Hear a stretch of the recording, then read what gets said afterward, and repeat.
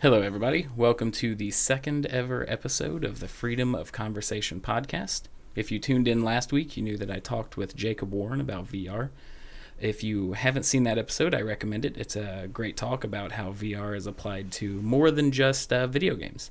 And today I will be talking about mass communication with a good friend of mine, Sarah Zajac. Hello, how is everyone doing? Well, since it's just us in the room, I'm doing fine. But I'm sure they can leave in the comments how they're doing. So yeah, why did you want to talk about mass communication? Yeah, so I can talk a bit about my background.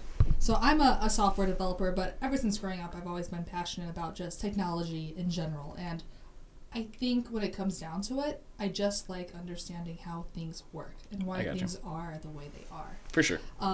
And I think for most of us, we have this cell phone and we're able to look up, anything we want on the internet. But like, does anyone really think about how does that happen? How am I able to access the information I want to access? And is anyone curating this information that I'm accessing? Which, a lot of times is yes, people are curating that, things I'm able to access.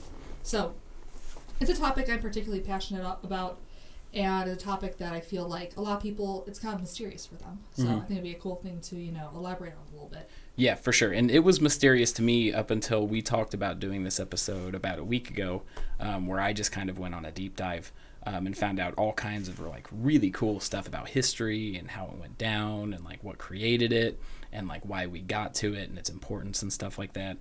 I know the biggest curiosity for me, I am not much of a tech person.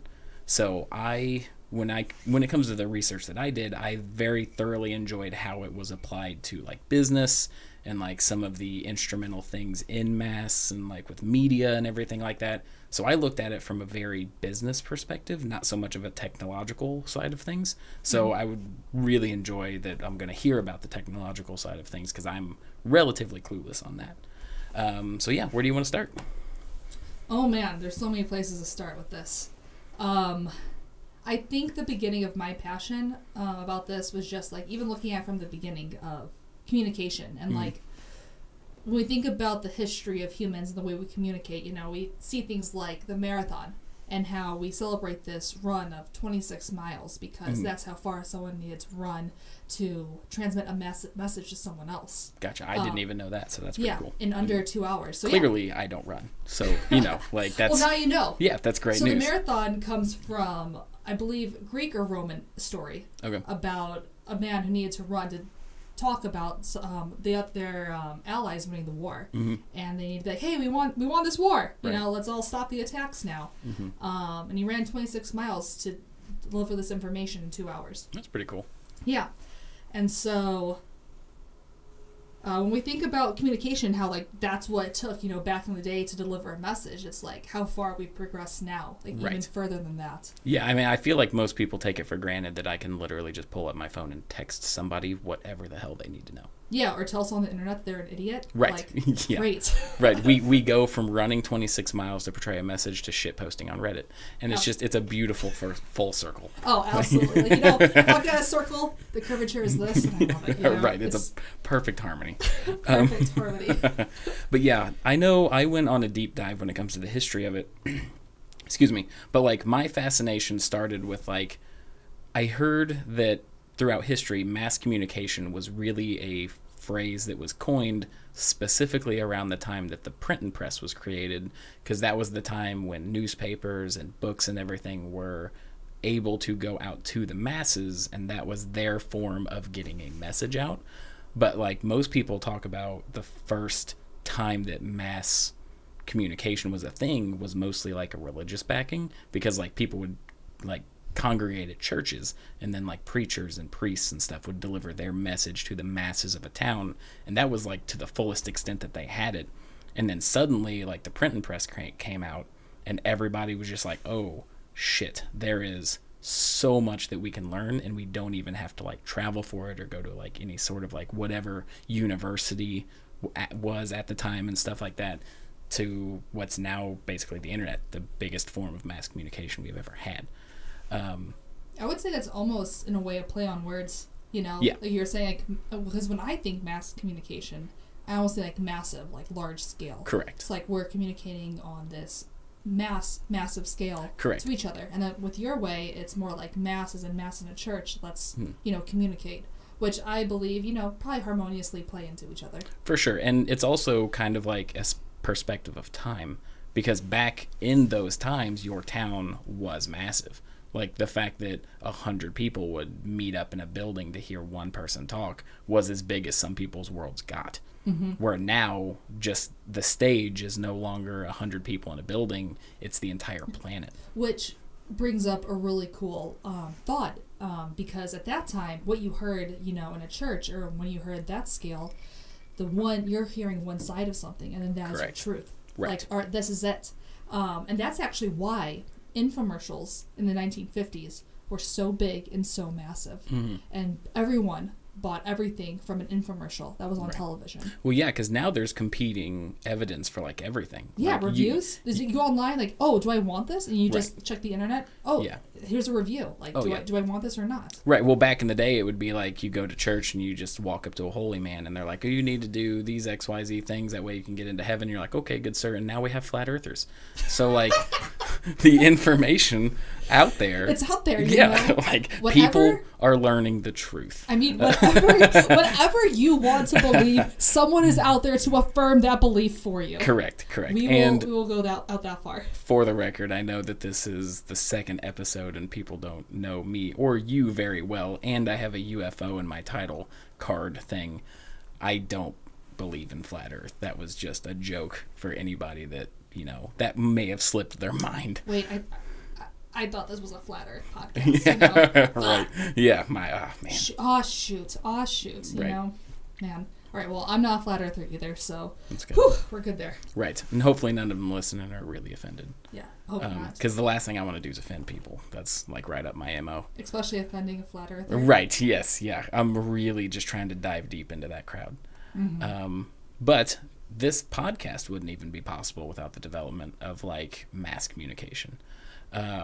So now that we've kind of touched up on just like where it got started and stuff like that, what do you feel like is the technological advances that were like milestones? Technological advances that were milestones? Or like where it basically started to take off and just started the ball rolling? The biggest boom was the telegram, without a doubt. And that's the origin of Morse code as well. And even today, if you really want to communicate with Morse code in a classroom, you can. Just tap in your pencil on a desk, and you can deliver a message to someone else. And everyone knows SOS, Right. 3 long clicks, 3 short clicks, 3 long clicks. It could be the opposite. I think it is the opposite. Okay, so clearly I don't know my Morse code. Because I love war documentaries and like war movies and stuff like that, and I basically have that sound drilled into my head. Because it's just the 3 short, the D, bop, bop, bop. The 3 long, 3 short. Okay, oh, yeah, it's great. That's like a universal, like, I'm fucked. Yes. And it's the clearest one you can have, because if you look at any other Morse code for any other letter, like, they're not consistent in terms of the long and the short. Right, yeah. There's something in between. So if there's one code you're going to know, it's going to be that, which clearly I don't know it. I would have said, OSO. What? Yeah, you would be on a boat and the air trafficker would just be like, what's OSO? Like, I almost think that if you were an air traffic controller seeing that, you'd be like, oh, they mean SOS. Oh, yeah. Right. Should we save them or just let them die because they're dumb? Like, that's the debate at that point, really, if we're being honest. Oh, that would absolutely be the debate at that point. Right. Well, if she can't ask for help correctly, that's not our fault. Well, they said OSO is my lunch break. I don't want to go. Yeah, right. So, but yeah, the telegram and the origins of the telegram itself is like crazy. Oh, yeah. Because the biggest thing that humankind accomplished was trying to communicate across an ocean, specifically the Atlantic Ocean. Mm-hmm. And we wanted that done. Like, people were like, let's communicate with England, because at the time the United States was still controlled by England. Right. And the Queen of England wanted to communicate with the U.S. quicker and faster. Traveling by boat to deliver messages between you and your colony was like, not the most ideal thing. Right. And then we showed them what's up. Yeah, eventually we showed them what's up. Right, yeah. But at the time, no, that wasn't the case. So, in the meantime, between those two periods, the Queen was all like, we need something, to make it so we can talk to the U.S. faster. Right. And they were like, wow, it looks like we can transport an electric current through some wire. Mm-hmm. You know, like that was a thing. It was established. We knew we could do this. Mm-hmm. And then it was a matter of being like, all right, we made this language of transferring an electric current through this wire. Yeah. Now it's like, now let's make this wire really, really, really, really long. Think of the materials that just went into that. Oh, it didn't even work the first time. Oh, I'm assuming it didn't work for a while. Like, so, and there's no way you can really even test that, you know? I mean, you saw me struggling before the show just to hook this shit up. Like, exactly. I couldn't imagine a bunch of ancient, like, not ancient, but like super antiquated people with technology just plugging and chugging and hoping that shit worked out. Oh, absolutely. And it's something that's never been done before. Right. We just knew, and especially the type of metal you're using is a huge factor as well. So it's like, all right, electricity can travel through metal, and this is the current, and this is the speed of the travel. And also how much of this current dissipates. Right. So, like, what metal can carry this signal long enough, you know, to get across the entire Atlantic Ocean to bring it to the United States so we can actually deliver a message. Yeah, and the funny thing is like, when you think about it, how big back in the day did that have to be just to get literally dots and dashes across? You know, like, think about how little information that is compared to the most basic technology today. Like, it's astounding that was literally just a little over, 200 years ago? Yes. Like, it's astounding. It's crazy. And yeah, don't bring up analog signals, you know, that's when people went real crazy. Right. But we're not getting into that yet. We're just getting into specifically electric waves being pulsed through metal wires. Yeah. Yeah, like, it doesn't get any more simple than that. No, absolutely not. And that's the origin of computers, and that's another topic as well that I love. The funny thing is just a quick segue, and I'm sure we'll get into this eventually. I was watching literally anything and everything related around mass communication just to get ready, because it's something that I never particularly decided to look at. I mean, I'm an accounting major, so I'm not... Most of the time it's like marketing and stuff like that does mass communication stuff or technology. So I went on a deep dive, and somehow I got down the rabbit hole of like 1980s mass communication, like service announcements and stuff like that. And I remember one because it was a guy talking about the absolute framework of the internet. And his exact quote was, "Though it will be good for military, I do not see this taking off to the public or being a way of practical communication at any point." And I'm literally listening to that in 2020 on my cell phone with, and you're like, just laughing. Yeah, I'm just like, that dude couldn't have been more wrong. Well, I recently saw this really interesting, must have been a political like meme at the time, and I love how I'm using the term meme because I probably should be using the term cartoon. Right, but it's basically the same thing if we're being honest. Yeah, but I guess that's just like a very, you know, recently coined term to call something from the 1800s a political meme. Right, I'm sure there's some sweaty tryhard on the internet like, actually, right, but we don't need those people like you know, but like, come on. Yeah, exactly. But it kind of just shows how, like, your anticipation of the future is so, like, clearly it's relative to your present because you can't anticipate the technology.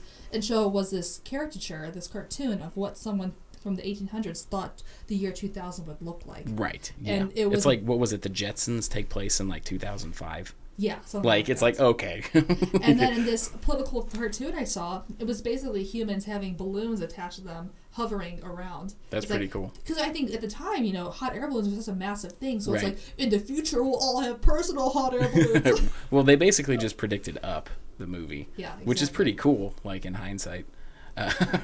But yeah, like, it would be amazing to have a time machine to go back in time just to show them an ounce of what today's reality is, because there is 0% chance that they could even comprehend what is going on. Absolutely not. If you were born that time period, like, seeing things now, I think it would just blow your mind. Oh yeah, you'd probably just like shit your pants and die. Like, you would just be like, what's happening? And then you would just give out and fall over. Right? Yeah, it would be astounding. Ugh. Like, I remember, and this is like one form of mass communication was movies. So like the first motion pictures, people would gather up and get like war cartoons and like stuff like that and promotions and stuff through going to movie theaters. And there were people fainting in the first movie theaters because they thought the trains driving towards the screen were going to hit them.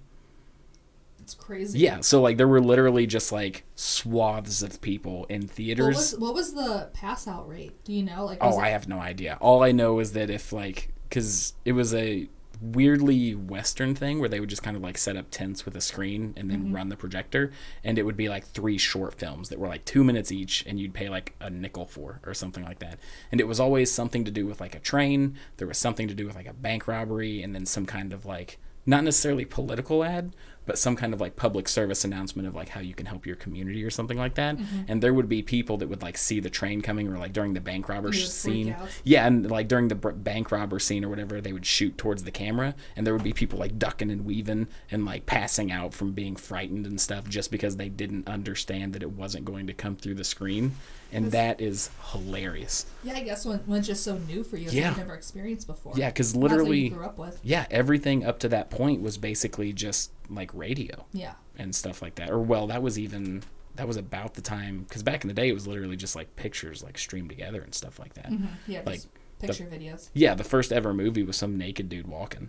Like, was it? Yeah, like the first ever thing that they tried to put together for like video. As far as I know, I'm no expert, obviously. Yeah, I don't know the first video ever, but I know the first animated video ever. Right. Oh, yeah. But yeah, the first ever video was just a bunch of pictures that they took of some dude like walking naked, and for some odd reason he was like, you know what the world needs? My dick. And then was just like, this is gonna be the first thing that's ever recorded in a video style format. Hey, you know, I'm proud for him. It's very innovative. Yeah. I want to be that man. Have my dick out. He's got more guts than me. I'm just throwing that out there. Like I would have been like, I'm gonna keep at least my underwear on. Like I don't. No, man. No. I'm a little bashful. Like dick's out. Dick's out. Right. Got to commit.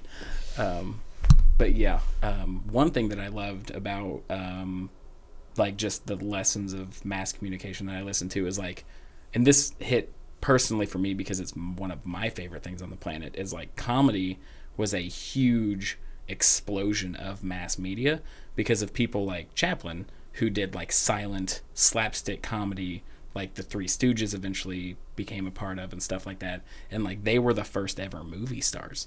So like they would endorse things and do like military and political commercials, and then they would show these movies and people would love these people and what they stood for. So like they were portraying messages through that kind of stuff as well. And I just thought that was fascinating, because anything with the world of comedy is just my favorite thing to learn about, because that's what I'm passionate about. So I thought that was pretty cool. Oh yeah, absolutely. I don't think I have ever dived into the world of comedy as much as you have. Oh, I'm obsessed with it, so I wouldn't expect. Oh, I mean, I love seeing you live that one time. Oh, yeah, right. That one time before God was like, you know what? I didn't think he was very funny, and then shut everything down. Actually, yes. I think this is a good podcast that we would know that Tyler is the reason COVID happened. Yes, yeah. I did my first ever stand-up set, and then it was so unfunny, everything collapsed. And now we're here. I got so desperate that I was just like, I'm just going to buy recording stuff and get this shit out there. Let's just go for it. Right. But I guess this might be that was a long segue at this point. But I guess to get back to that one other point we had. Right. I mean, it's all about mass communication, so people can fast forward. It's on YouTube. It'll be all right. Oh, absolutely. We can put some bookmarks on there. Right. Some timestamps. But so when they finally finished, so I think it took them around 4 tries. It took them 4 tries to lay down this wire in the Atlantic Ocean before they finally got it right. Yeah. And it was a combination of the type of wire they're using, how they're coiling this wire, how tight it is, was actually a really big factor in lining it and getting it all the way across the Atlantic Ocean to where a signal actually reaches. Do you know why those were necessarily factors? Because in my head, if the wire's there and it's all hooked up, what's the difference between how tight it is? Like, that doesn't particularly make sense to me. I just didn't know if you could. The release of the electrical signal just like dispersing out of it and not traveling as like a solid unit through the wire. Gotcha. But at a certain point, you also want to be flexible. That's kind of why, like when you look at your wires that you have, like if you cut open the wire inside of your headphones, it's a whole bunch of strands of metal. It's because you can't just have one strand. Because it's very, brittle at that point. It's going to break. When you hear about, is it fiberglass internet? What's it called? Like fiber optics? No. I don't know. No, fiber. Google fiber. Okay. So Yeah, you're asking the wrong person about anything with tech. Like, I'm just reading the name right now. So Google Fiber Internet. If you guys did not know this, Google Fiber Internet travels through glass. Glass can transmit electrical signals hella fast. okay, But in order for that to be a thing, you know glass, it's brittle. right. So that glass has to be insanely thin in order for it to be malleable, in order for it to bend. So Okay. you can, get to where you want it to be. So if you have a wire, you want this wire, you want to be able to lay this wire down the ocean, and you want it to be really big, and you want it to reach the other side. But you also want it to carry the signal the entire time. Well, wouldn't the thinness of it also be a problem because of the density of how far it would be would crack it? Does that make sense, or am I just coming off as really dumb? I don't think I understand that question. Just can you reword it and maybe I'll So understand? you're still talking about this being placed in the ocean, right? Yes. So It has outer casings to protect it. okay, Is that okay. what you're asking? Yes, I was like, well, after a certain amount, there's an amount of pressure that the ocean applies to me. If Oh yeah, so glass the is wire thin. that's actually carrying the signal, that's not going to be like completely just exposed in the water. Right. If anyone right now wants to Google image search, wires that are used in the ocean, that's probably not the Google search you need to have. I probably It's could close do something enough. better. Internet wires in the ocean. If you just Google search internet wires in the ocean, I'm sure something will pop up, and you will see how many layers it's encased in before you get to the actual wire that is transmitting the signal that you are seeing. But yes, that coil needs to be really tight because that coil cannot dissipate the electronic message that's being sent. Okay. And that factors into the type of metal that's used as well, because it needs to carry the signal across the entire Atlantic Ocean. Mm-hmm. And because we're going across the entire Atlantic Ocean, that's not really something you can just test locally. Like, hey guys, can we get this wire and just, lay it out across, just coil it up real quick Right. as large as it is across here and see if it works? No, they didn't do that. So it took a couple times to just lay it to even see if it would work. Right. And then when they got that signal across, know who tested it first? Yeah, I don't know. The Queen of England, because, Nice. of course her ass was like, I get to send the first signal Right. to the United States. Or was it the United States? They were just a colony at that point. So Yeah. I get to send the signal to the colony. Right. I'm curious though, because like back in the day, like I'm sure it wasn't that big of a deal. But when it comes to like laying wires and stuff, like what you said with like the glass and stuff in the ocean, like it's hard enough to get a permit in some cities just to put a fence in your yard. Like what kind of like legal stuff did they have to go through to be able to do that? And I'm guessing you didn't really look into that because I didn't think of it until you brought it up. But I'm sure that side of the story is just baffling alone. Yeah, I actually don't know too much about the legalities of what they are doing. I would assume most people don't. I doubt ocean or international ocean laws existed at the time. Right. I'm saying like nowadays, like that would be astronomically difficult. Like I couldn't imagine doing anything like that.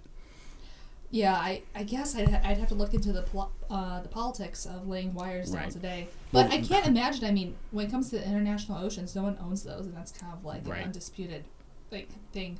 Yeah. So, Well, the funny thing is back in the day, like there was no sense of environmental safety in any regards. oh yeah, I'm sure lots of people died. I'm sure they were just like, fuck it, just put it in the water. Like, it was like, We'll figure this out. As we yeah, go. right. If they don't survive, they weren't strong enough. Let's move on. Let's keep on going. Right. I mean, even the logistics of laying the coil, I have not researched that too much, but something I do wonder about. I mean, it's fascinating alone that it happened. Yeah, I mean, the Like- boat clearly can't hold the entire wire. Right. One boat can't hold the entire coiling of wires that's transporting this thing along. So I'm sure multiple boats came with multiple wires. Yeah. Somehow they're soldering these wires together to attach them to continue on this ever long, coil through the Atlantic Ocean. Right. Like, I don't know. I can't really even comprehend the amount that it would take. Because, like, it has to reach the bottom or at least have some degree of, like, tension underwater. Yeah, I mean, if you look, we did have a sense at the time of how deep the ocean was, and we were very mindful to go to the shallower parts of the ocean. Oh, that's nice of them. Even today, if you look at where we lay wires for the internet, Mm-hmm. you will see that we avoid places that are very deep. That's good. And like if you want to do that as well, if you want to do another Google search,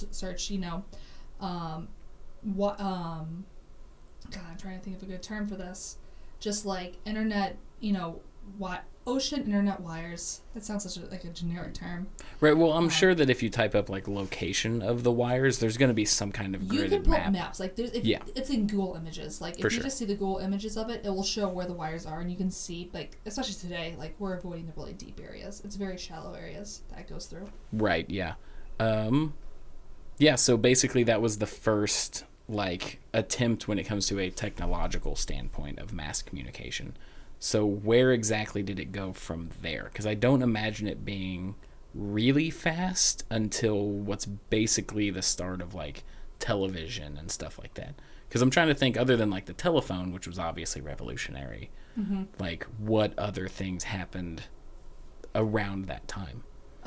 Like directly after the telegram. Yeah, either not necessarily directly after, but like if you want to talk about anything that the telegram necessarily did, that's cool too. I'm just trying to imagine what the next step would have been chronologically, I guess. The next step chronologically would have been just radio signals, which took place quite a few years later. Yeah. Analog, like we're all in the analog stage at this point, nothing digital. Yeah. Like even telegram is analog, it's just, like we said, electrical pulse through a wire, which is, when it comes down to it, all you really need, and the foundation for all of our communication is an electrical pulse through a wire. Right. So with radio signals, I would say it was the next biggest one. And the cool thing about radio signals is that they're not encrypted. And we can get into encryption at some point. But basically, anyone can hear your radio signals at any point in time. So like, when we turn on the radio, we can pick anything up that's being broadcast. Right. As long as it's like within range or within whatever. range, 'cause Yeah. they decay over time. They decay over distance. And so that's why you really hear about the really big praise the Navajos got during World War One, because they were the main code builders for the languages that we built to send messages to each other. Actually, it was during World War II, I believe. Oh, that's pretty cool. During I had World War II. no idea about that. I mean, as many World War II documentaries and stuff as I've seen, I have never once heard of that, if you want to go more into it. Yeah, we can go more into that.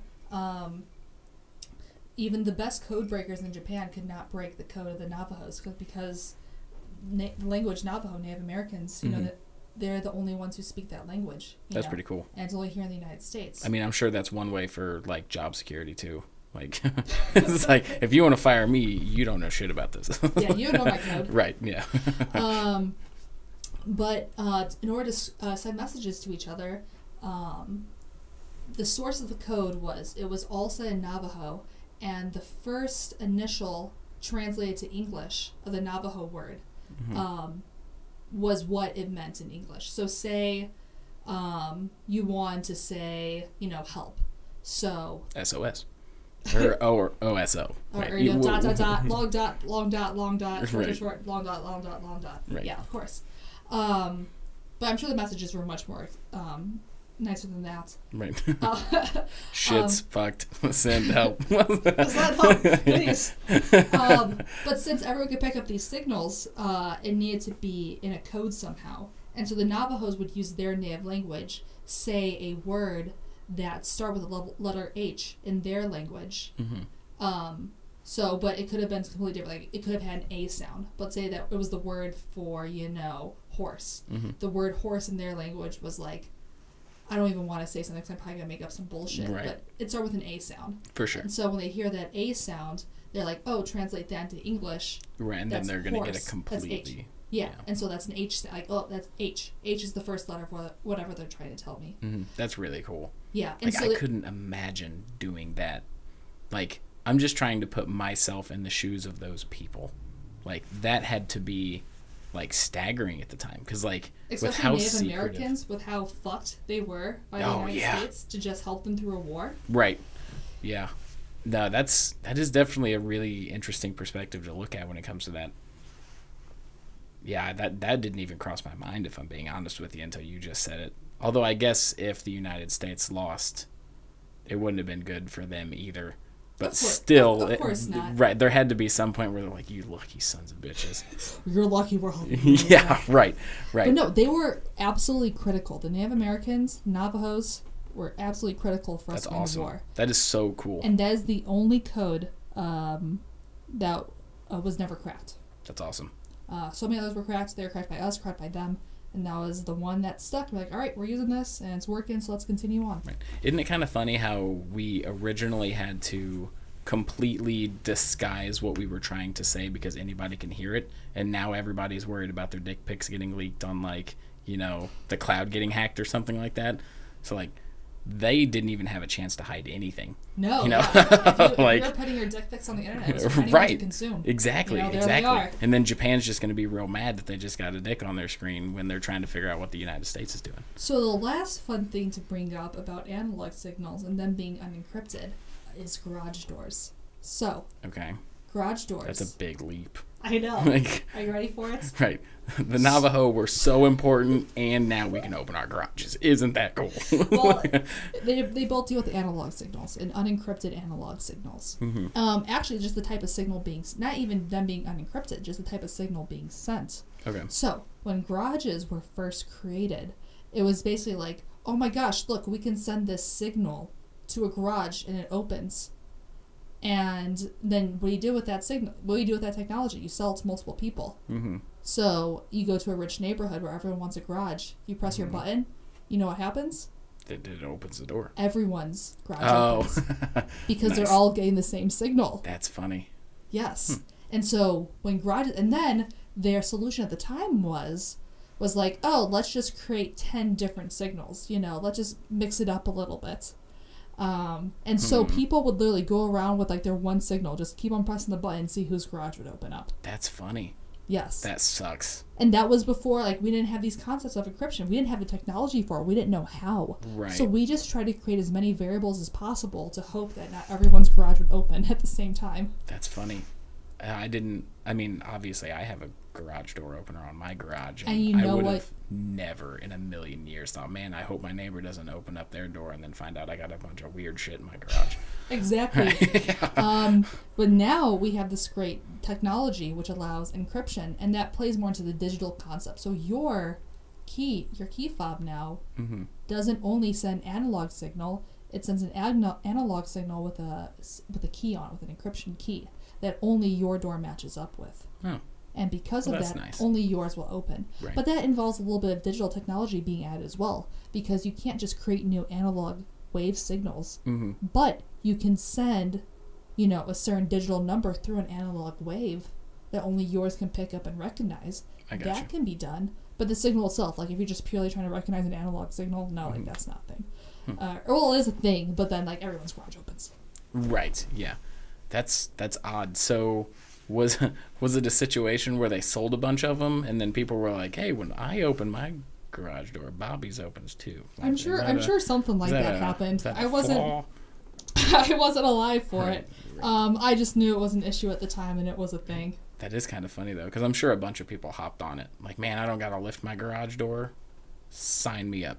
And then suddenly it's like you find out that Rob's Everyone just got can- some weird shit going on in Everyone, his place. right? Everyone can open your garage door too, because there's only Right. one analog signal going out and it just triggers everyone's door to Yeah, open. you have to hide your weird shit in your house. Yeah, it's like, crap, this is what I planned, and now it's just not my plan. It's not working anymore. Yeah. I don't know. I can't imagine, because like we're in our 20s, so it's not like we even truly understand too much. We're both older than the start of the internet. Right, yeah. But like, yes, we were not there for the origins of mass communication. well, not even like the origins. I'm thinking more along the lines like I don't remember particularly a time other than when I was very young where I couldn't just contact my friends relatively easily. So it's hard for me. Did you ever have to use a phone book? Yes. Yeah, I did. Yeah. But yeah, like I can't imagine going to like the time when like you said. Oh, like I'm just gonna meet you. Hey, next week we're meeting up at this place at this time. Yeah, and you then- just have to completely rely on just that shit being okay. Because it's like, are they dead? I hope not. I guess hope they show up. I'll see them at some point. Like, crap. I can't just text them and tell them I'm tired. exactly. Like I've Cancel. been ghosted, but that shit's crazy. Like that is ridiculous. But yeah, just trying to imagine a world where if I wanted to have a private conversation, I would have to create a code for that person to pick up on is just baffling to me. Yeah. Well, specifically if you're trying to communicate through an analog signal. Right. Yes. Yeah.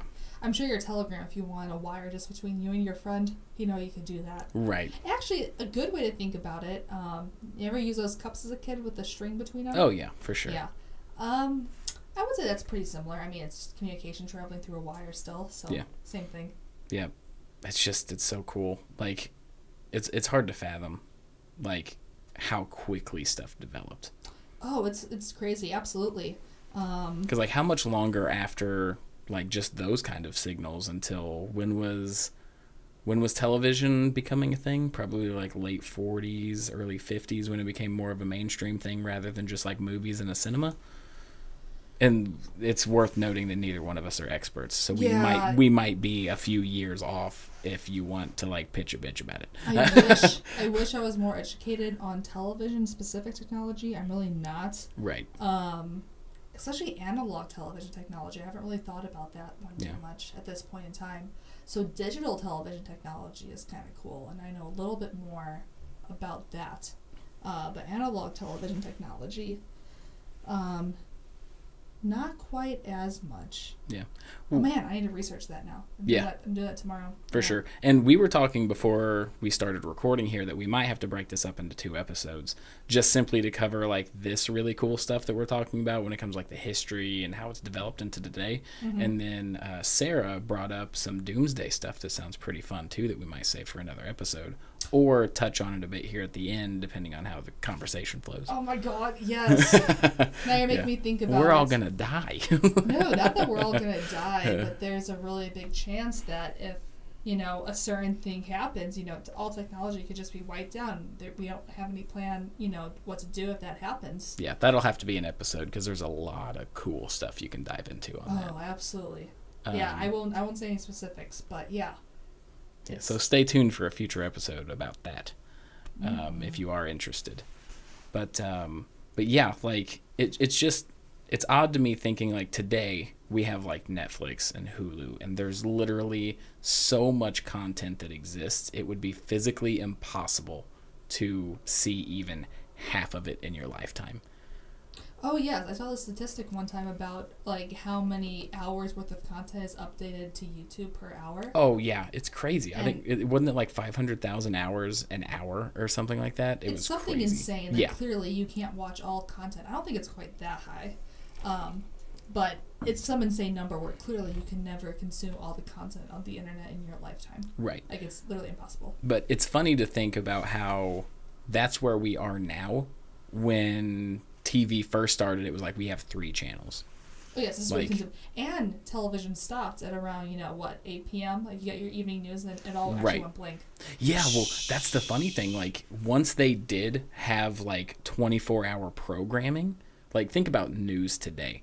It's literally, you cannot escape it. No matter how hard you try, there is a 24-hour news cycle of something being thrown in your face that you, quote, need to know about. You know? Yeah, and it's always coming from an angle, from their prerogative. Right, but that's, oh my god, that is a I completely... know. That was a little bait for you, Tyler. I know you love that bait. You're just gonna... Right, no, that is a carrot on a stick for me. But that, like, I plan on making a complete episode about just the media and what's happened in the development of that. But just to kind of touch on it, like, can you imagine living in a time where you would be watching the news and then at like 8 o'clock they would be like, that's it, there is no more news today. Like, we're done. Right, yeah. Like, there would literally be, when there was 24-hour programming, the news channel would just have a blank screen that said there is no current news. Like, can you imagine that happening now? No, they would fill it with, like, local dog sniffs a kid's butt and finds, like, $30 in there. Like, they would fill it with something. Or here's your reruns of Pawn Stars. Right, yeah. But, like, the 24-hour news cycle is just, it's crazy. Oh, yeah, there's always something to consume. Actually, maybe one thing I want to end this podcast with is also the perception of news. Whereas other countries, so I was speaking to a friend from Australia about just, like, world news. Okay. And the concept of world news is actually just U.S. news. It's like they know so much more about our political elections than we know about anyone else's political elections. Right. Which is insane. Like, they follow ours. They follow it like it's a reality show.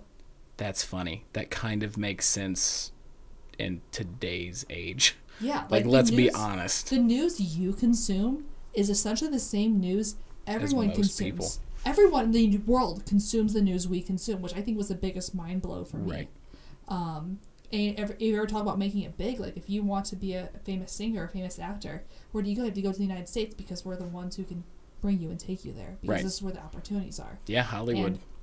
And we are also the biggest projector of just news and media in general. Yeah, just content. The United States creates content, Yeah, and no one, other countries do and other people do, but not to the scale we do. right. And we create content that clearly people consume, and other countries consume that. Yeah. And that's just the kind of the state of world affairs. World affairs is, for the most part, U.S. affairs, which is crazy. It is. It's really odd to think about. And like one of the things that is really difficult to grasp is the fact that since we live here, that off the top of your head would never cross your mind. Until somebody brings it up. You assumed that, or you would assume that, like, you said your friend was from Australia? Yes. That you would assume that Australia would talk about Australia things, like Britain would talk about Britain things, Japan would talk about Japan, yada, yada, yada. But, like, so many people just tune into what we've got just because this is where it comes from. Mm-hmm. Like, so another thing to touch on with that as well is we are very focused on ourselves. So, right. like, there is other news to consume. Other countries do have news to consume, but, like, we don't focus on that since we're the biggest broadcasters, you know? Right. We're just consuming ourselves. Right. But, yeah, and then they consume a lot of our news as well. And they also have their own personal news, of course, that they consume. For sure. But not to the scale that we almost consume our own news. Yeah, it's funny. And I know I've said this, like, 3 times this episode, but I also would love to have an episode solely based on, like, social media and like the perception of the United States through media and stuff like that. Like, I think that's a fascinating topic because there truly has never been a country that just on a cultural level just pumps shit out constantly. Yes. Like, it is nonstop. Look at us, and we're here, we're part of it. Oh, yeah. We're pumping the shit out! Yeah, exactly. Like, even just discussing how I think it's somewhat of a problem is severely hypocritical, because obviously I'm trying to do this show, right? Mm-hmm. Like, me saying, like, man, it's a little bit of a problem if there's a narcissism issue when it comes to thinking that we're important enough for this shit to be out there. That immediately, to like the 10th degree, is like, wow, you are hypocritical as hell, considering you're talking about this on your show that you're trying to get going. Like, it's so funny to think about that. Oh, absolutely. And even your reach, because, you know, England, as blessed as they are, you know, have managed to project their language to the rest of the world. Yeah. So the fact that we are even able to communicate in English in itself is a privilege. Oh, absolutely. And for the most part, like, the grand majority of people in every country, if it's not their first language, it's absolutely their second language. For sure. So our outreach, our ability to reach other people with this podcast, or, you know, with anything, any type of English performed communication is consumed by so many people. Right. Yeah. But yeah, I just think it's funny. Like, it's so difficult to comprehend exactly how much that affects us because we are living in it in the day to day. Yeah, it's just our reality. Yeah, it's just, to us, it's like, oh, okay, we're recording today and we can do this and the episode's done. We're going to publish it. It's going to be out there for the world. And we are really one of the unique places that have that at any given time. Like, there are definitely places that have that kind of content. Like for example, like, there is like British broadcasting and stuff like that. Like, one of my favorite shows is Doctor Who, and like, I love a lot of British shows and stuff like that. But you can maybe count like 1 or 2 British shows that people have heard about here, compared to if you go to England or somewhere. I'm sure there's dozens of American shows that are consumed. They've heard of? Yeah. So like, absolutely. the ratio has to be astounding. Yeah. And it's something that doesn't even cross your mind.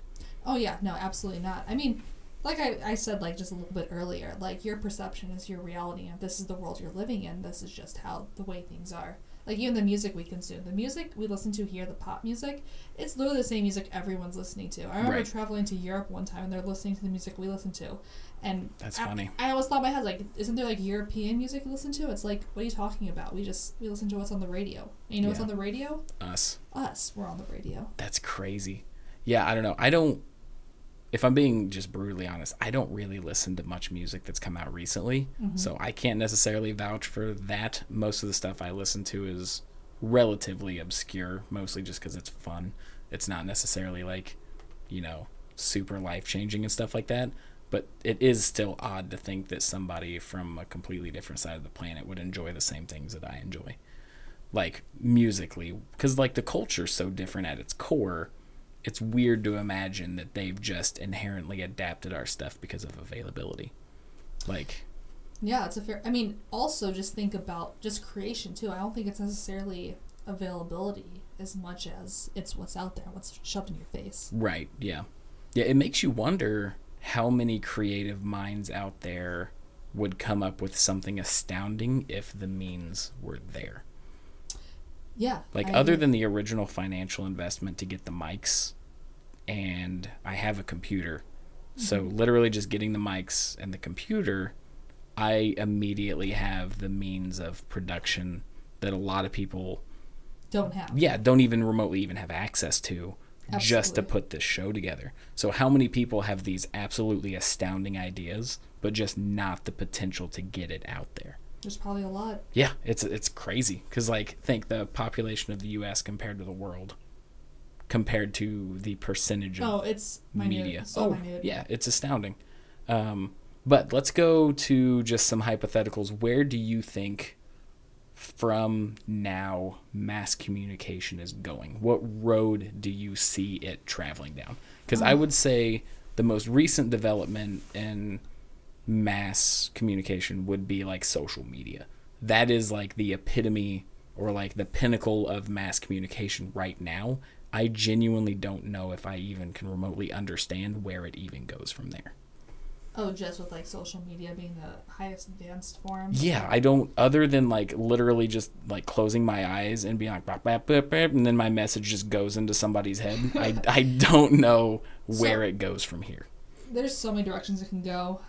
This is where it's going to play into that joke earlier. I feel like any predictions I'm going to make is going to be the same as like the guy from the A's. Right. In 30 years, they're going to look back at this and be like, what a I'm basically dummy. I'm going to say some personal hot air balloons. Like anything I say is just going to be your own personal hot air balloon. Well, yeah, that's what this whole thing is literally just normal people just discussing stuff that they like to talk about. So a big thing in mass communication recently is we are learning how to translate thoughts of the human mind. So like if you have... Oof, that is scary.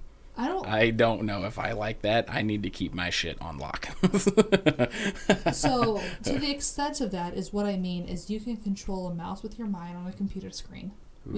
That's been done in test trials. Like, there's nothing in mass being done. That's been created, though. I know that there was a trend or a joke on YouTube where people would do, like, the eye tracking thing and then watch a video to see where their eyes jump to.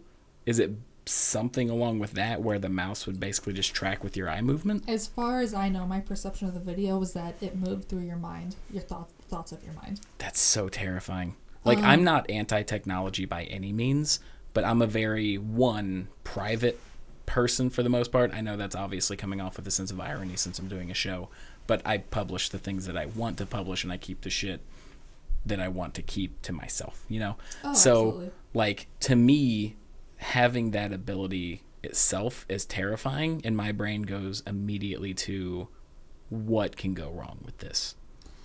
I mean, if you... the funniest thing I see on the internet that people post, like, the political memes that I see is, the next thing wear this mask, the next thing the government's going to do is put a chip in you and track you. Right. You know?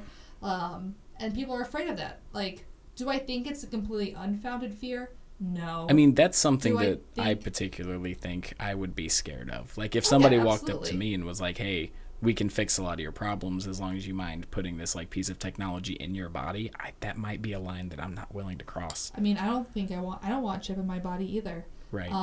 But could a private company come along and be like, do you want this chip that carries all your credit card information? No. No. See, part of me think that's cool, but does it have the ability to be corrupted? Probably. It's so scary. It's so scary. So that just the foundation of that is just not trusting. Right, for sure. On a fundamental level, do I think the idea of a chip in my body where it has my information on it, where it's like, oh, this is so and so, here's her deal, this is her medical information if you ever find her pass on the road. Right. Like on an objective, fundamental level, do I think that's cool? I think most people just let me die, so I don't really have that problem. Also, if they were like, hey, we can put this chip in your hand and like you can just run it over like credit card machines and stuff like that. Yeah, like I think that's badass as fuck. I don't know if I could handle the temptation of like putting it in one of my butt cheeks or something like really embarrassing. I don't think they would let you do it. It would have to be in your wrist. I bet if you offered them enough money, they would be like, okay, fine, we'll put it there. Or like put it like right under your nipple. So like every time they want to scan something, they just have to like push a machine up to your like ass or nipple. I think that would be hilarious. I don't know if I could handle that temptation because it would never get old. Like I want to pretend like I wouldn't laugh, but every time they would be like, all right, scan, sir, I would be just like giggling as I lift my shirt up. Like, yeah, who knows? Right. So part of me thinks that is my personal hot air balloon. But part of me also can see it happening. Mm-hmm. I think the way it would, progress would not be the way I'm describing because there's no way people will just, openly let the government put a chip in them. Like, that's not how this would ever progress. I don't, and this is just me, and this is obviously coming off of some of my personal beliefs. It's not like, it's not like at my core, this is like the fundamentals of everything I believe. I would almost bet that the chances of a private company coming out and saying, look, we have done XYZ tests, this is what this thing does, if you pay, you can have this put in, would be a much easier sell to the public than any government entity at this point being like, look, we can provide a better thing. I mean, that's exactly how it would and will progress if it does. Yeah, right. Like, there's no way it would progress otherwise. Yeah. No one's going to let the government itself do it, but then this private company is going to stay to the government. Right, and that's why we have Elon Musk. Like, that's what we've got the Musk for. Like, that's what he's got to figure out. He's going to put people in space, and he's going to chip your ass. That's Absolutely. exactly what's going to happen. But I also think about AI a lot. People are afraid of AI because I'm also terrified of AI. I think AI I'm is so scared. So, when you say AI, what are you thinking? Like, what's your definition of AI when I say that? So, did you see that viral video of, like, the robot that they put the Uncanny Valley face on that was answering questions on, like, talk shows and stuff? There's been a lot of Uncanny Valley robots. That's basically, any version of that is what terrifies me. Like, I don't like the idea of something developing that doesn't have necessarily a conscience making decisions where something with a conscience should. So I know that's a convoluted way of putting it. But. So what you're saying is this robot doesn't have a conscience. I wouldn't think so. I don't know much about AI. I just don't want to be walking down the street and the AI be like, "You're too dumb to live," and then just fry my shit. So in my personal opinion, that's not artificial intelligence. It's just a really highly programmed device. In my opinion, AI doesn't exist yet. Okay. You're going to have to segue a little bit into that because I'm a bit lost. Because basically AI is just like, it's something that they put together that can basically advance and learn on its own. Yes. Right? Okay. And it does do that. So artificial intelligence. So is this device, is it purely artificial? Like, yes, do devices exist that can advance and learn on their own? Yeah. But they're really dumb. Like, when it comes down to it, computers are dumb, and computers are still really, really dumb. Right. They do exactly what you program them to do. Mm-hmm. And they learn things because you program them to learn those things. Right. And so to the extent of AI at this point is they just like, here's an item. We pronounce it apple. Oh, apple. And then it knows how to learn new words. But beyond that, it doesn't learn emotion, it doesn't learn empathy, it doesn't learn how to do anything beyond what it's programmed to learn. See, that's what scares me, because to me, and this is conspiracy theory level. We can get into conspiracies. Stuff. That's fine. Right, and I'm not talking from a practical sense.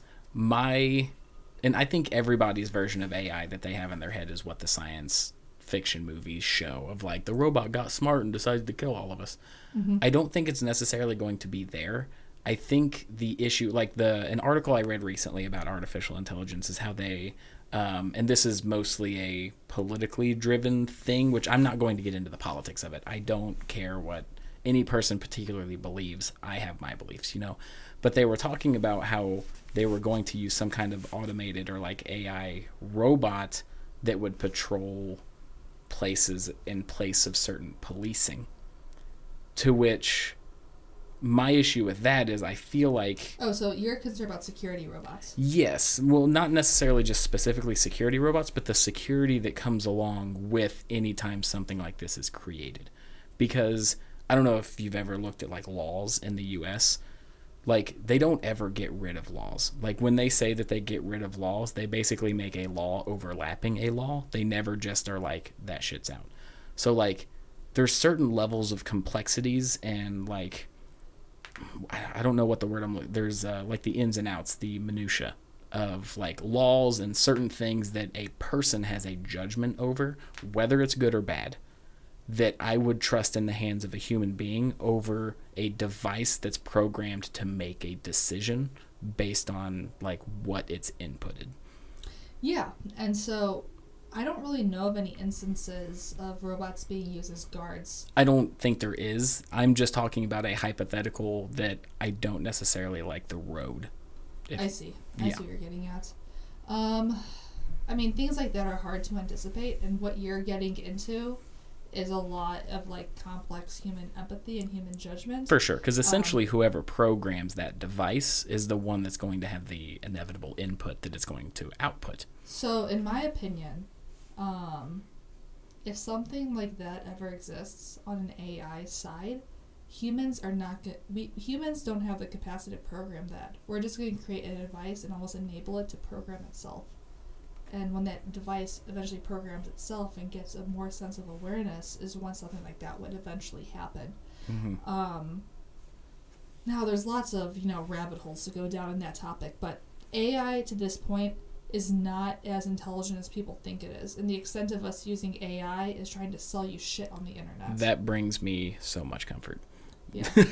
Because, oh my gosh. I see, the pseudo interviews that they do with those robots, and I'm like, you need to shut that shit off. You need to just flip the switch on the back of her head and just put her in a closet. So who knows if the government or the FBI or someone has some crazy technology we don't know about. Oh, of course they do. But come on, Sarah. Well, on the AI front, who knows? They got their drones, but those are all controlled by humans on the backbone. Right. So that doesn't count as AI. But terms of AI that's available to the public, that's readily accessible. The extent of AI use today is just used to track you and trying to sell you bullshit online. It's a lot of marketing stuff. Which, to a certain degree, relates back to mass communication, which is exactly. what we were originally talking about before we got on the tangent of AI. But I did enjoy that a lot. I think AI is a good piece of mass communication. For sure. It does play into it. It is going to impact our future and the way we do talk to each other in the future. Right. Well, it's going to be a big segue into what you were talking about when it comes to the road that it's going to go down. Hypothetical roads. Yeah. There's lots of different directions here. Right. And in 30 years, they're going to be looking back and being like... what Sarah said was bullshit. Yeah, they couldn't have been. What a terrible guest. Yeah. Host... She was so wrong. Right. The host was amazing as always, but that guest was just really bad. Yeah. I'm sure that's exactly how they're going to remember it. Oh, I hope so. I hope so. But yeah, can you really think of anything else that you want to talk about? We haven't quite hit an hour. I mean, we've got plenty of time. It's not like we have any restrictions. Oh, man, the other piece we were going to talk about, I kind of want to save that for the next episode. Okay. Just because I think that would take a while. I did have some pieces in my mind, but in order to stay present, I kind of let them go. You know what I mean? Okay. Do you have any inkling of what they could have been? I'm trying to think. I feel like there's a decent amount of time that we kind of skipped over because, like, the whole, like, people haven't had the option to mass communicate with each other until super recently. Well, we can talk about cell phones. Cell phones are kind of cool. Or specifically smartphones, actually. Right. I don't know if I have a more love-hate relationship than my cell phone. Right. Like, I love the fact that if I need to know something, I can pull it up. I can communicate with whoever I need to. In case of emergencies, it's there. But the fact that it feels like such a ball and chain in my pocket upsets me so much. Like, it is such a bane to, like, mental health, in my opinion. Like, have you ever felt the anxiety of not having your phone in your pocket? Oh, absolutely. It drives me crazy that I even have that reaction. Like, it makes me so upset with myself that I'm connected to something like my cell phone. It bothers me so much. Yeah, and I would say, like, for a decent amount of my life, I never even had a smartphone. I went an entire weekend. Like, I had just a flip-up phone. And my freshman year of college, I remember leaving my phone at the campus center and not worrying about, like, oh, yeah, I'll just go get it on Monday. And my roommates were like, Sarah, aren't you concerned about your phone? I was like, nah, not really. I'll get it on Monday. Right. But at the same time, I think all I was communicating with people at that point. I didn't even have an Instagram at that point. Instagram was out, but it was so small, I didn't bother using it yet. Mm-hmm. I just had Facebook and text messaging, and I can just basically ask, if you're gonna get me, just message me here. That's funny. That's something that I never got into. Like, until recently, which I created a Twitter for this podcast, mm-hmm. I can honestly say that my social media exposure has been slim to basically zero. Well, I am absolutely proud of you. Yeah, well, I can't say that I never had it, because at one point I did create a Facebook, and it was active for a couple months, and then I was like, I don't care what you're eating, and I shut that down. And then I had a Twitter for a little while when it first started, because I would follow bands and like movies and stuff like that for like tickets and stuff that they would do offers on Twitter. And then the moment that somebody I didn't know showed up on my feed because they mentioned something that I vaguely like, shut that shit down. I was like, I don't care about any of this. I'm out. I'm done. Like, I'm over it. And then in like a month ago, I created a Twitter for this podcast just to kind of cumulatively throw everything that I do on that to branch out from. And that's, I think, as far as I'm going to go. I mean, that's as far as you probably do need to go. I mean, there's a lot of pieces of social media that I haven't even interacted with, like TikTok. I've never had TikTok. Oh, man. Mostly because it seems like it would be an attention drain for me, because I can get sucked in so easily. Oh, I think that's the problem with everybody, is it's so easy just to get, like, tunnel vision on what is happening. Also, my favorite thing, I think, recently was meeting an acquaintance, so a friend of a friend, who casually mentioned they were TikTok famous. And I was like... And then he would show me some of his TikToks and how many thousands of likes he had and how many thousands of followers he had. And I'm just sitting here like, cool, dude. Yeah. Thanks. That's so funny. I mean, you pass by famous TikTokers every day, Tyler. That's fine. I'm not trying to stereotype, but I'm guessing they don't have much that I want to talk to them about. I mean, possibly. I'm not gonna judge someone for how they like to spend their time. No, I don't either, but it's the same reason that, like, I never really got interested in Vine. Yes. You know, like, for the same reason I never really got into that, I don't think I'm ever going to get into TikTok. Because, like, the short bits are funny. That's essentially what they are. If you break it down, it's short bits that people are doing for a purpose, whether it's making somebody laugh, giving somebody information, whatever. I don't really like short format stuff, because to me it's never enough context. Mm-hmm. Like, I listen, like, the biggest reason I started a podcast myself and we're having this whole conversation is because I love just talking to people. Like, I know it probably doesn't seem like it because I'm an ignorant asshole like half the time when I'm just trying to make jokes and make people laugh, but like, that's its own thing. But like, I genuinely enjoy hearing what people are passionate about, and a little 6-second clip of somebody being like, hey y'all, fun fact of the day, bop bop bop, and then it's over. Like, that's not enough for me. Like, I'm like, what, am I just going to go around telling everybody those 2 sentences that I heard on TikTok or Vine this morning? I mean, the 6-second thing is kind of a magic number. Did you ever think about that? Why why Vines are only 6 seconds long and why that was the limit? If I had to make an assumption, it would be I'm walking down the street. I don't have much time. I'm waiting on my taxi or whatever. I've got like a couple minutes to check out something. I pull out my phone and I can watch like 2 or 3 Vines and then I'm on my way. No, actually. It's because... I've never been wrong before. That's weird. Crazy. Right? It's because of the human attention span on any particular thing. That's so sad. Well, no, it's about something being hooked in. So, like, say you go to a new website. It's a marketing website. They're trying to sell you a pair of pants. They have 6 seconds, if not less, to make you stay on this website.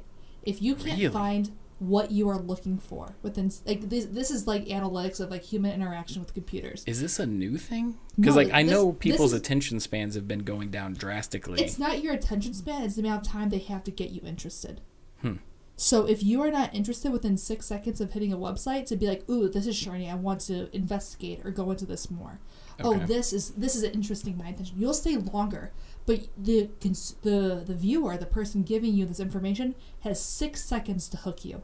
If they can't hook you in 6 seconds, you're gone. Really? I don't. Yes. To me, that doesn't. I'm not saying you're wrong, but for me personally, that just doesn't seem right. I don't know.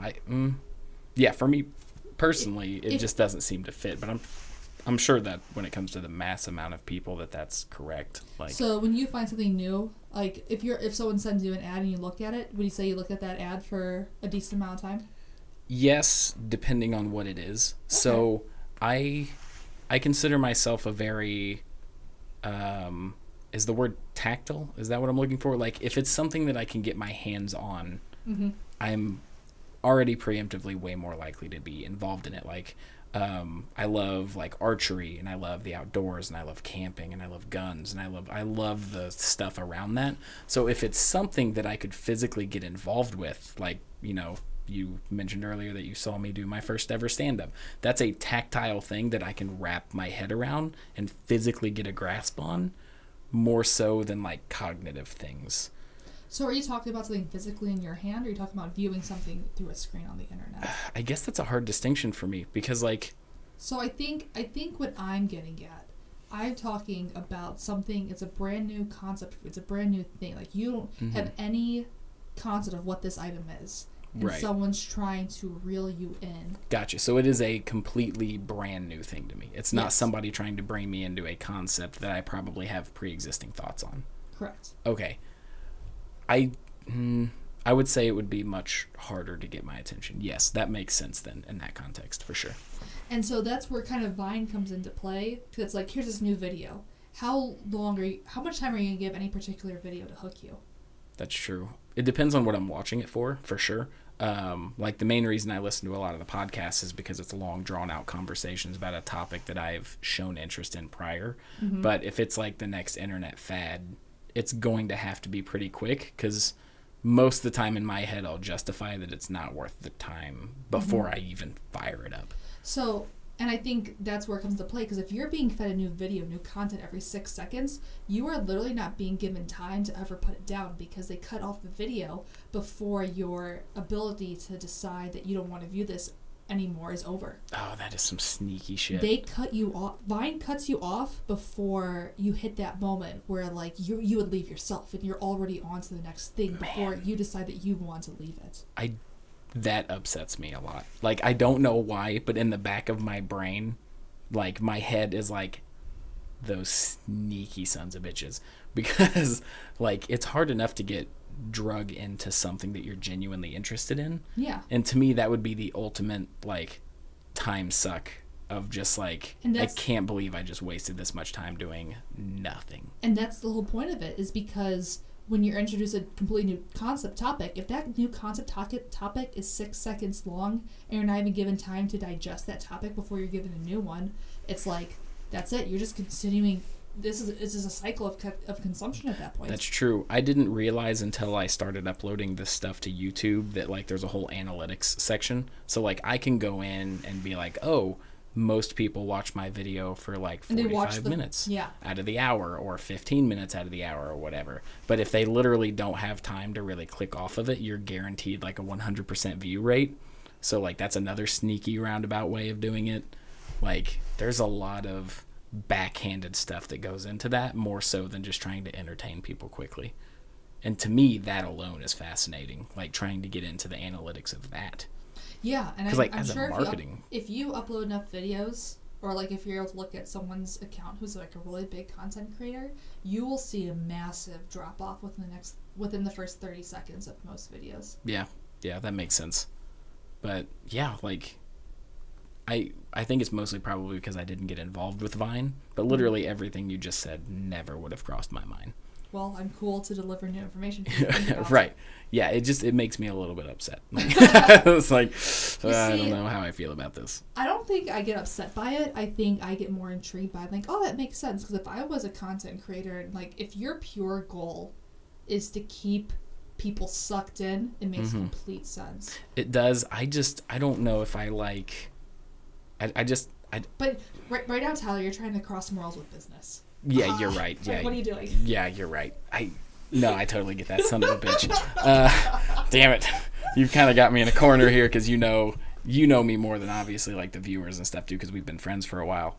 But like that's such a weird thing to me because like in my head, obviously I'm trying to do it differently. Like we've been talking for over an hour at this point, and to me that is preferred content because like I hate to the core like surface level stuff. Like if somebody comes up to me and is like, did you know that squirrels have this thing in their tail that lets them actually communicate to the aliens on the moon?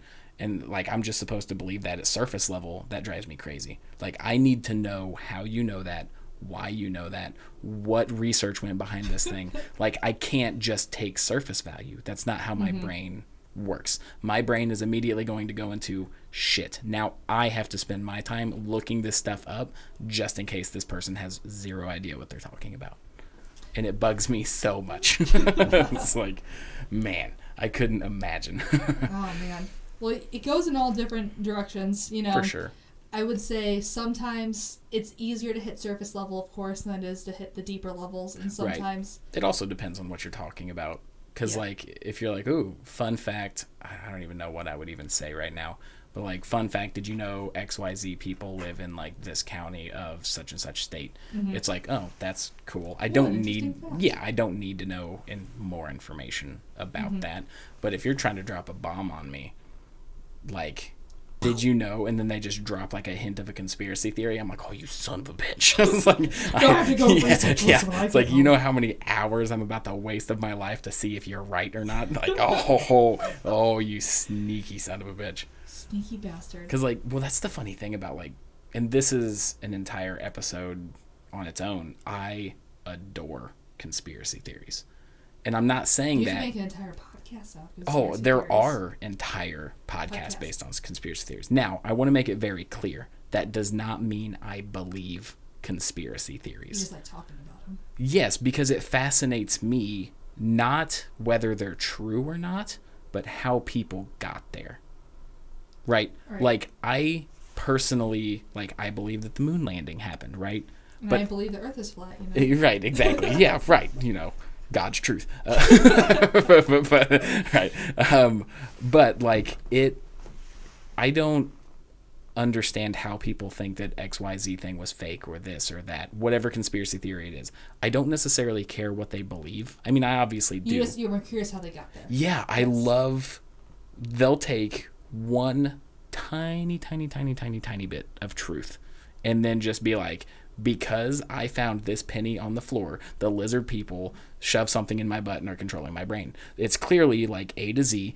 Look at this penny, and you're like, okay, bud. Like, and the penny's there, so of course the rest of the story's true. Exactly. Yeah. It's that little inkling of truth that gets blown into the conspiracy theory. That middle information of how they got there and the mental capacity to follow that is what is fascinating to me. So like, I don't believe conspiracy theories 99% of the time, but the level of dedication to get there is my favorite thing to go into that rabbit hole. For sure. And like, think about what the internet did, just going back to mass communication. Like, think about what the internet did for conspiracy theories. Like, back in the day, I'm sure that there was a guy in town that, like, the biggest conspiracy theory was like, oh, I'm sure the government's doing something weird. I hope we hear from them in 5 months. Like, and nowadays it's like, you're being pumped with new conspiracy theories every day. Right. Yeah, like there's something new every single day. But on that note, I'm sure there's going to be multiple episodes about just conspiracy theories that I've delved into. Do you have anything else that you want to bring up about mass communication to kind of send us off? No, I think I'm good. Cool. Right on. Well, I definitely want to thank you for coming on. I know that we're already planning a part 2 of the mass communication for just simply how it can all go to shit so fast. Yeah, and that's why I'm a little bit holding off, but I can give you a little bit of a hint.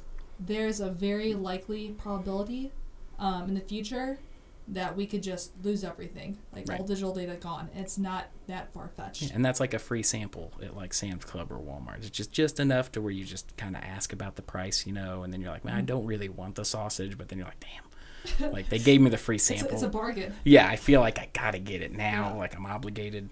But yeah, thanks a lot for coming on. I hope you all enjoyed this episode. We release episodes every Wednesday. New topic for the most part every single week with mostly a new guest. I know most of them will be repeat guests for a while just because my closest friends, I can talk to them about just about anything, just like Sarah and I did today. And I'm sure that you'll be back to discuss other things other than mass communication. Oh, absolutely. At least I hope so, because I feel like this went super well. So thanks a lot for dropping by. Anything you want to send people off with? Get your pets spayed and neutered.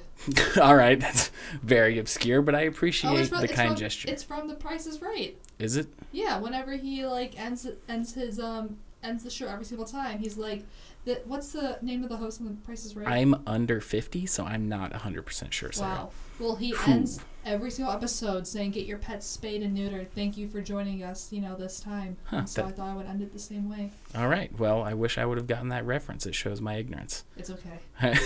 Hopefully people watching this will get the reference. Exactly. I'm sure they will, especially after you explained it. Yeah. So. Explain the reference. Well, thank you all for watching and have wonderful evenings.